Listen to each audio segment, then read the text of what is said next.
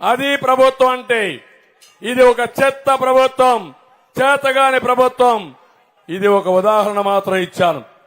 ఇక్కడ రాళ్లేశారు మళ్ళా చూశారా? వస్తా దానికి కూడా వస్తారే, మీ వాళ్ళందరినీ వదిలిపెట్టరు. ప్రజలు తరిమి తరిమి కొడతారు రేపటి నుంచి మిమ్మల్ని అందరినీ.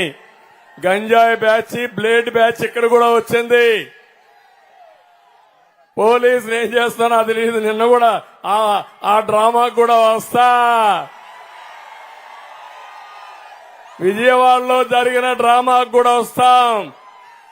మీరు ఇలాంటి చిల్లర పనులు చేస్తే, చిల్లర మూకగాని చేస్తే, ప్రజలు తిరగబడితే మీ బట్టలిప్పి తరిమి తరిమి కొడతారు. బీ కేర్ఫుల్ అని హెచ్చరిస్తున్నా. Jaganmohan Reddy control your. ఈ జే గ్యాంగ్ ఒకటి ఉంది వాళ్లకు. దొరికాడా? దొరికాడా లేదా? దొరికినట్లేడు. ముందు రాళ్ళేశారమ్మా. ఇప్పుడు ఈరోజే పవన్ కళ్యాణ్ గారు తెనాల్లో మీటింగ్ పెడితే చేతగాని పిరికి పందలు ఆయన వరాహి పైన రాళ్లేశారు. ఇప్పుడు నేను అడుగుతున్నా మిమ్మల్ని అందరినీ, ఇది తప్పని గట్టిగా చప్పట్లు కొట్టి నిరసన తెలియజేయండి. తమ్ముళ్ళు, ఆడబిడ్డలు, మీకు జ్ఞాపకం ఉందా? విశాఖపట్నానికి నేను వచ్చాను. జ్ఞాపకం ఉందా మీకు? వస్తే నన్ను విశాఖపట్నం నుంచి బయట రానియకుండా ఈ వైఎస్ఆర్ కాంగ్రెస్ గూండాలు అడ్డుకుంటే ఈ పోలీసులు ఆ రోజు చర్య తీసుకోకుండా ప్రేక్షకులుగా ఉండి నన్ను తిరిగి పంపించారు. జ్ఞాపకం ఉందా అని మిమ్మల్ని అడుగుతున్నా. నేను అమరావతిలో నేను రైతులకు సంఘీభావంగా నేను వెళితే నా మీద వైఎస్ఆర్ కాంగ్రెస్ రౌడీలు చెప్పులు, రాళ్లు, అదే మరి కర్రలతో దాడి చేశారు. ఆ రోజు డీజీపీ సమాధానం చెప్పాడు. ఏమన్నాడంటే, ఈ రోజు వ్యతిరేకత ఉంది చంద్రబాబు నాయుడు అంటే, ప్రజాస్వామ్యంలో ప్రొటెస్ట్ చేయొచ్చు, రాళ్లతో దాడి చేయొచ్చు, కాబట్టి నేను సమర్థిస్తున్నాను సిగ్గు లేకుండా డీజీపీ చెప్పాడు. జ్ఞాపకం ఉందా నేను అడుగుతున్నా.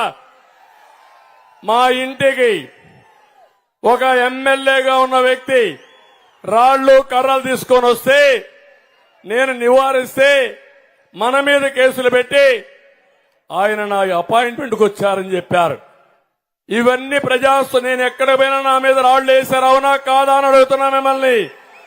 రాళ్ల దాడి చేశారు. నేను ఒకే మాట చెప్పాను, క్లేమోర్ మైన్సే నా పైన వేస్తే లెక్క పెట్టుకొని నేను మీ రాళ్లకు భయపడతానా అని చెప్పాను. నిన్న జరిగింది. నేను అడుగుతున్నా, ఇంతమంది పోలీసులున్నారు. ఏదైతే జగన్మోహన్ రెడ్డి గారు వచ్చారు, రోడ్డు మీద తిరిగారు, తిరుగుతా ఉంటే కరెంట్ ఆఫ్ అయిందంట. ఓకే, ఎవరు ఫెయిల్యూర్? నా గవర్నమెంట్. ఇప్పుడు ఎవరి గవర్నమెంట్? ఎవరిది బాధ్యత? ఎవరిది బాధ్యత?